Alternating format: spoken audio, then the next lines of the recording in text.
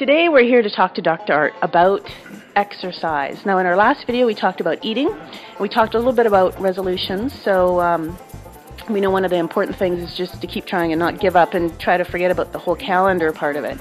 What are some simple ways? Because you can actually raise your health. You don't have to, go to the gym 5 days a week. You can do little things to improve your health. What are some of those? Well, there are two aspects to exercise that really, the way most people look at it. There is formal exercise that you do in a gym or you do on your own. You set out to do it. And then there's just doing more in your day-to-day activity. Going for a walk instead of sitting around and watching TV. For me, if I had to counsel a large number of people about the easiest way to start being more active, I'd focus on that second path. Start doing more in your day-to-day activity. There are a million things that we can all do that would improve the amount that we move around, and that's probably more important than doing formal exercise. For example, it's amazing to me. I happen to have to fly a lot. And you come home to YVR, there's a lot of escalators. I can't believe how many people don't move because it's an escalator, There is nothing stopping you from climbing 6 stairs on an escalator. It's not because they're tired, They're coming back on an hour flight. You would think they would want to walk. But they've become so immune to using any muscle power when there's a labor-saving device about. This one is always given by people who want you to do more. Park far away from where you want to go. You're going to the mall. Don't grab the closest parking spot. Park, another 100 yards away. It adds up. It really makes a difference. One lesson I learned, and I've been using this since I was about 19 years old. I got into medical school pretty young, actually, because I was way too young. I was a moron. They should never have picked me, but they did. And I was doing some rotation, I remember, and I was out of shape. I was overweight. I was an arrogant, silly little boy still. And I'm standing there one day waiting for an elevator, dressed in some kind of a lab coat, I guess, smoking, because we smoked back then. This was the 60s, late 60s. And one of my teachers came along, and she said, what are you doing? And I said, I'm waiting for the elevator. And she said, where are you going? Well, I think I was going one floor. I was probably going to eat, because that's what we were always doing. And she said, for the rest of your life, Hister, and nobody had ever talked about exercise at that point, so we didn't even know the word or the term. She said, for the rest of your life, you remember me when you're doing this. You're going to walk up 3 flights of stairs, and you're going to walk down 6 flights of stairs. You're always going to look for the stairs. And I've done that ever since. I'm afraid she's going to catch me one day. And ever since, for the rest of my life, if there's a building, if I have to go up at least 3 flights of stairs, I often use it for more. I use the stairs. If I have to go down, if it's anything 6 or under, I use the stairs. It's amazing how few people do that. In hospitals, though, interestingly, you see more and more staff doing that. Yeah. It's more convenient. I mean, if you're a type A maniac like I am anyway, it's faster and more convenient. You don't want to wait for an elevator to go 2 flights.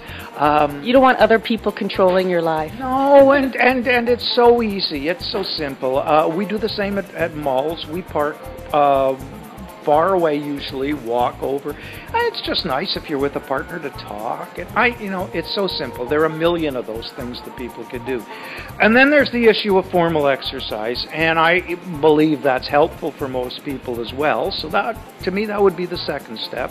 And the most important, there's so many things you could tell people, but the most important guideline, I would say, is pick something you're going to enjoy. If you hate getting wet, do not pick swimming as your aerobic activity. You're going to stick with it exactly once. So pick something you're going to enjoy. Try to do it with a partner, because the more social it is, the better, or at least with a group, with other people you can enjoy it with. And be very, very slow about your expectations. Slow isn't the right word, but don't expect reasonable. Too much. Reasonable. You're not going to run the Boston Marathon 3 months after getting off the couch. If you think you're going to do that, you're going to injure yourself. You're not going to enjoy the amount you have to do. Build it up at a gradual pace. That'll minimize the injury, the risk of injury, and certainly maximize the chances that you're actually enjoying the activity.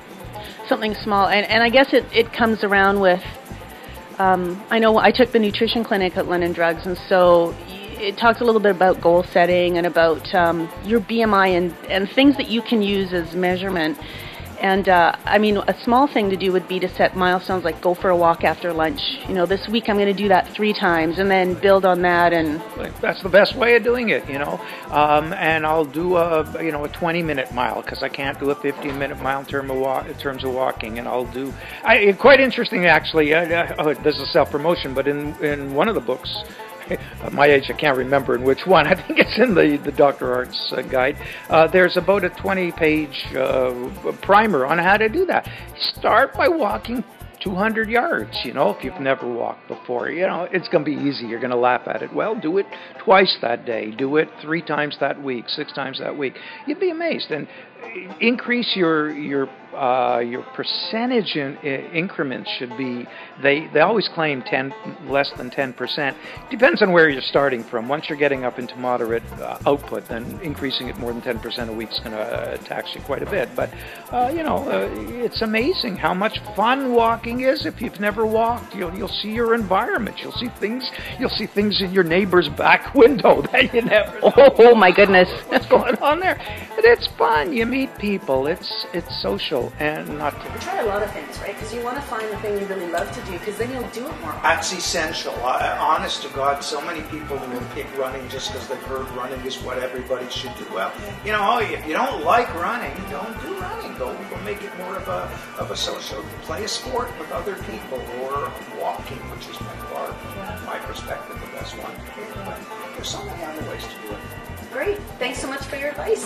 We should go for a walk. Yeah, after my talk. We'll walk for another, what is that, a double cappuccino? A double cappuccino, dry, health drink. Yeah, we'll do an item on that one day. You might not believe it. He really is a doctor. Yeah. He knows what he's talking about.